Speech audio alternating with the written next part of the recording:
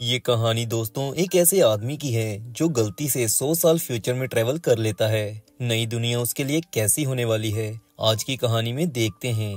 बिना देरी के कहानी स्टार्ट करते हैं। कहानी की शुरुआत 19वीं शताब्दी में यूरोप के एक छोटे से देश से होती है, जहां हर्षल नाम के बंदे की सेरा नाम की औरत से शादी होती है। लेकिन शादी वाले दिन ही इनके शहर में हमला हो जाता है। सारा शहर तबाह हो जाता है, लेकिन हर्षल और सेरा बच जाते हैं। हर्षल फिर सेरा के साथ न्यूयॉर्क शिफ्ट कर लेता है, जहां वो एक अचार बनाने वाली कंपनी में काम करने लग जाता है। हर्षल को वहां चूहे मारने की जॉब मिलती है। हर्षल एक धार्मिक किस्म का बंदा है। वो एक दिन सेरा के साथ कब्रिस्तान जाता है, जहां वो डिसाइड करते हैं कि मरने के बाद एक ही जगह ग्रेव बनाने के लिए वो पैसे जोड़ेंगे। जिसके बाद हर्षल दिन रात मेहनत करता है और दोनों के लिए ग्रेव बनाने के लिए जगह खरीद लेता है। फिर आता है हर्षल और सेरा की जिंदगी का सबसे अच्छा दिन। सेरा एक लड़की को जन्म देती है, जिससे दोनों की फैमिली कंप्लीट हो जाती है। लेकिन उसी दिन फैक्ट्री में काम करते समय हर्षल अचार वाले बड़े कंटेनर में गिर जाता है।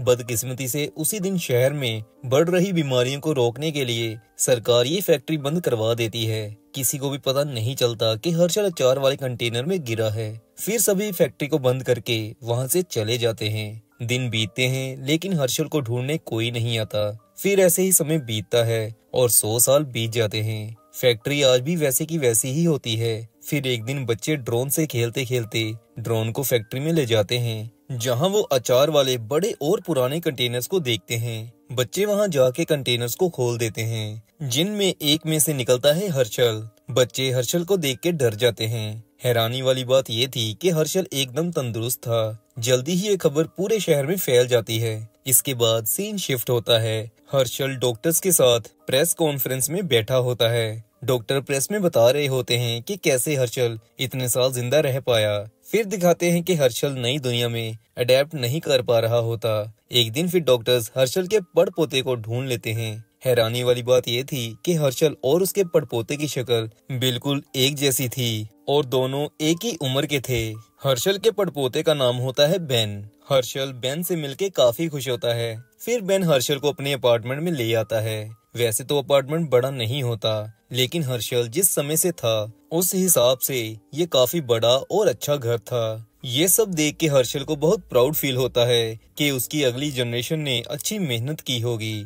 फिर बेन हर्षल को अपने साथ रहने को कहता है। हर्षल बेन का शुक्रिया करता है, लेकिन वो बेन को कहता है मेरी वजह से कहीं तुम्हें दिक्कत ना हो। लेकिन बेन को कोई दिक्कत नहीं थी। फिर बेन हर्षल को सेल्जर वाटर देता है, जो कि हर्षल के समय अमीर लोग ही पिया करते थे। इसे पी के हर्षल बेहद खुश था। फिर हर्षल बेन से उसकी जॉब के बारे में पूछता है। बेन बताता है कि वो इंटरनेट पर एप्स बनाता है, लेकिन हर्षल को इंटरनेट एप्स का कुछ भी पता नहीं होता। बेन हर्षल को इजी वे में बताने की कोशिश करता है कि वो पिछले 5 सालों से एक ऐप बना रहा है, जिससे प्रोडक्ट असली है या नकली का पता लगाया जा सकता है। इस ऐप का नाम उसने बूप बोप रखा होता है, लेकिन हर्षल बेन के काम से खुश नहीं होता। उसे बूप बोप नाम भी बड़ा बेकार लगता है। हर्षल फिर नोटिस करता है कि घर में बहुत सारी फोटोज लगी हुई हैं, लेकिन बेन के पेरेंट्स की तस्वीर कहीं नहीं है। जिस पर बेन हर्षल को फैमिली एल्बम ला के दिखाता है। एल्बम में हर्षल और सेरा की फोटो भी होती है। सेरा की फोटो देख के हर्षल का मन भर जाता है। फिर हर्षल बेन से उसके पेरेंट्स के बारे में पूछता है। बेन भारी मन से बताता है कि पिछले साल उनका कार एक्सीडेंट में देहांत हो गया था। हर्षल बेन से सॉरी फील करता है और उसे कहता है हमें कब्रिस्तान जाके तुम्हारे पेरेंट्स की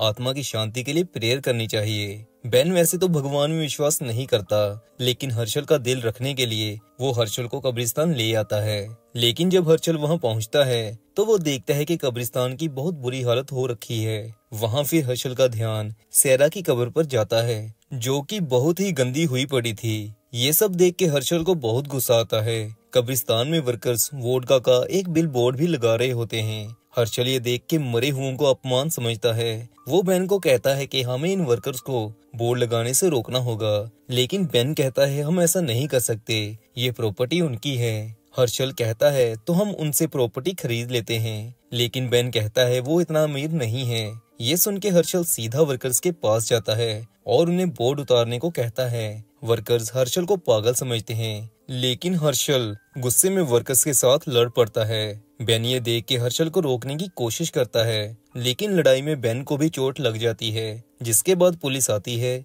और दोनों को जेल में डाल देती है। बेन अपनी और हर्षल की बेल तो करवा लेता है, लेकिन इसमें उसके काफी पैसे लग जाते हैं। घर आके हर्षल बेन को ऊंची ऊंची बोलने लग जाता है कि हमें उस बिल बोर्ड का कुछ करना होगा, लेकिन बेन हर्षल की बात को इग्नोर करता है, क्योंकि आज उसकी एक बड़ी कंपनी के बंदे के साथ मीटिंग होती है, जिसमें उसने अपने बूब बोब ऐप को बेचना होता है। फिर बेन कंपनी में जाता है, लेकिन बदकिस्मती से कंपनी वाले बेन की ऐप को रिजेक्ट कर देते हैं।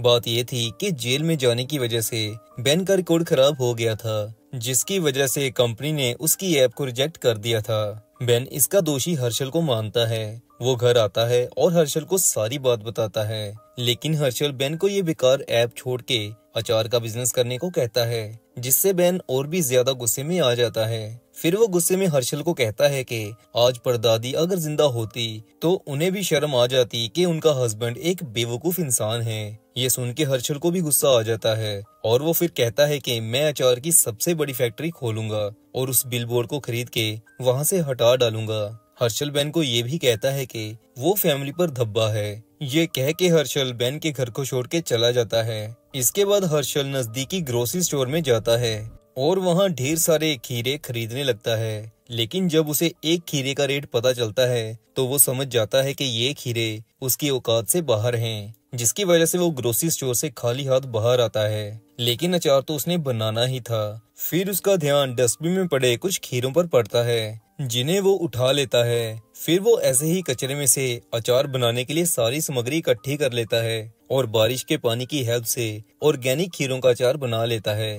अगली सुबह हर्षल के पास 2 कस्टमर्स आते हैं, जो ऑर्गेनिक अचार को देख के काफी इम्प्रेस होते हैं और $4 में एक जार बाय भी कर लेते हैं। हर्षल उन्हें कहता है कि अचार खत्म करने के बाद वो जार वापस करके जाएं। कस्टमर्स को लगता है कि हर्षल एनवायरनमेंट फ्रेंडली है, इसीलिए जार रिसाइकल करने को कह रहा है। दूसरी तरफ इतने कम दाम में ऑर्गेनिक अचार बाय करने की वजह से हर्षल की बहुत एडवर्टाइजमेंट हो जाती है, जिसके बाद वो इंटरनेट पर नई सेंसेशन बन जाता है और कुछ ही दिनों में हर्षल यूट्यूब पर भी काफी फेमस हो जाता है। बेन भी हर्षल की वायरल वीडियोस को देखता है और अंदर ही अंदर जलने लग जाता है।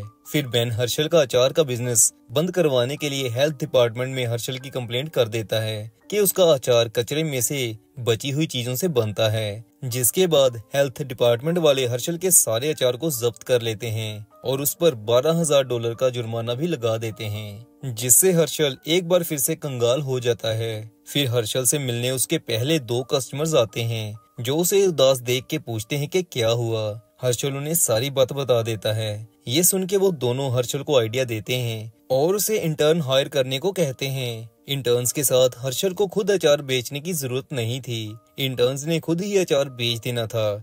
इससे उन्हें एक्सपीरियंस मिलना था और सैलरी कोई भी नहीं। हर्षल को ये आइडिया बहुत अच्छा लगता है। पैसे कमाने के लिए फिर वो कुछ इंटर्न्स का जुगाड़ कर लेता है, जो हर्षल के खीरे का अचार बनाने में और उन्हें बेचने में बहुत हेल्प करते हैं, जिससे हर्षल को दोबारा कमाई होने लग जाती है।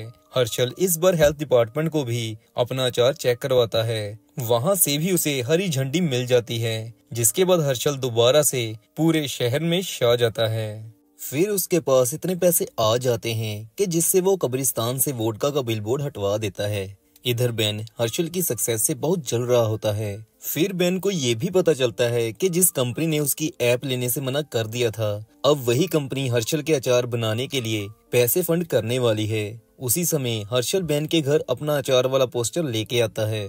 हर्षल असल में बेन की हेल्प करने आया था, क्योंकि आज आके बेन ही उसकी फैमिली का हिस्सा था। हर्षल बेन को कहता है कि इस शहर के लोग बेवकूफ हैं, तुम मेरे साथ बिजनेस करो, हम दोनों खूब पैसे कमाएंगे। लेकिन बेन तो अंदर ही अंदर जल रहा होता है। वो फिर हर्षल को ट्विटर पर अकाउंट बनाने का आइडिया देता है और कहता है तुम शहर के लोगों के प्रति यहाँ कुछ भी लिख सकते हो। जिसके बाद हर्षल ट्विटर पर धार्मिक मुद्दों पर अपनी पुरानी सोच के ट्वीट कर देता है, जिसकी वजह से शहर के बहुत सारे लोग हर्षल का बहिष्कार करने लग जाते हैं। यहाँ तक कि हर्षल के इंटर्न भी उसके खिलाफ हो जाते हैं। लेकिन एक तरफ जहाँ हर्षल को कई लोग गालियां दे रहे होते हैं, वहीं कई पुरानी सोच वाले लोग हर्षल की ट्वीट से इम्प्रेस होते हैं, जिसकी वजह से हर्षल को एक बड़े हॉल में डिबेट के लिए बुलाया जाता है।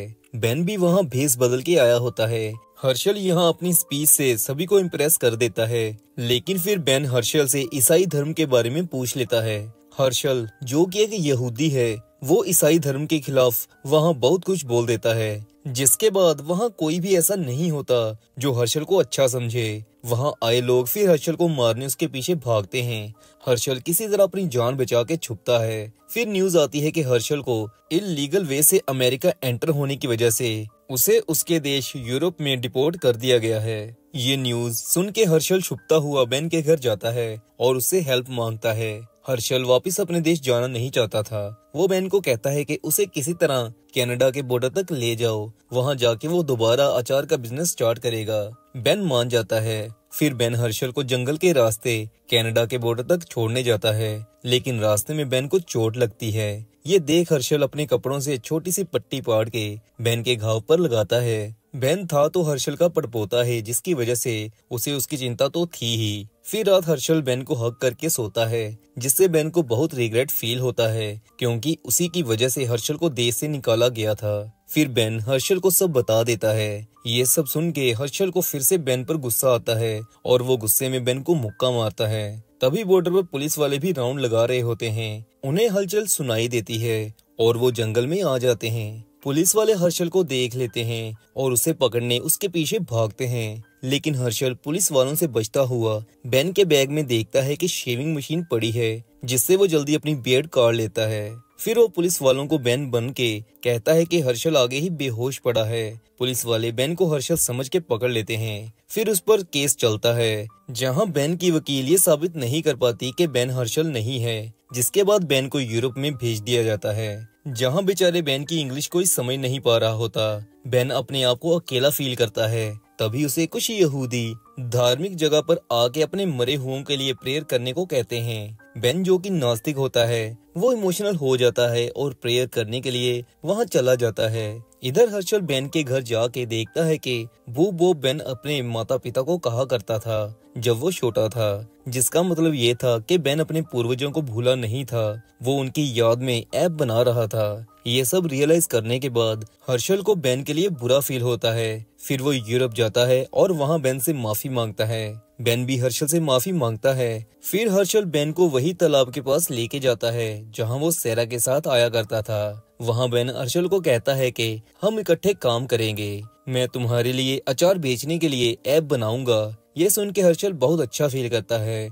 फिर दोनों वापस न्यूयॉर्क आ जाते हैं और दोनों सक्सेसफुली अचार का बिजनेस रन करने लग जाते हैं। इसी के साथ मूवी समाप्त होती है। दोस्तों, हर दूसरे दिन रात 11 बजे मूवी एक्सप्लेनेशन अपलोड हो जाती है। चैनल सब्सक्राइब जरूर करिएगा।